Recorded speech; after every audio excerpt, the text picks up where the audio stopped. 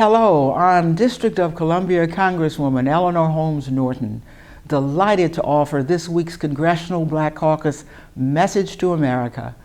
With the largest mass release of federal inmates in our history underway, the Congressional Black Caucus's leadership against mandatory minimum sentences for low-level drug offenses is beginning to bear fruit. A lot more needs to be done, though, to ensure these first to be released succeed. More than 2/3 are Black and Hispanic from all 50 states in the District of Columbia. 6% are women. All had to be approved by a judge. The first 6,000 are already mostly in halfway houses in our communities, except for about 25% who are non-citizens and are being deported.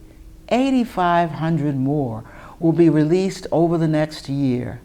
This is a breakthrough, but with bipartisan support, we are still trying to repeal mandatory minimums that resulted in the incarceration of so many African Americans in the first place. Equally important is the new policy that U.S. attorneys in court reserve mandatory minimum sentences for high-level drug trafficking. Mandatory minimums have punished the African American community too, and left thousands of Black children to be raised by a single parent. Both risk and hope lie ahead. The national spike in crime that began before these inmates were released is already being blamed by some on returning citizens. True, historically, 40% return to prison. The baton now passes to all who have worked to release these first returning citizens.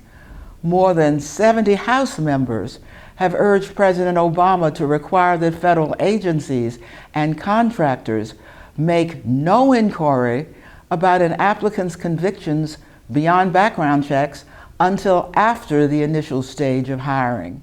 I'm calling service providers and halfway house personnel in my district to a round table to help these returning citizens stay on the outside. Now that we are achieving some success in the fight against mandatory minimums, we must cut the rate of recidivism so that this first victory for thousands of African Americans who were unfairly sentenced will not be our last. Thank you for listening.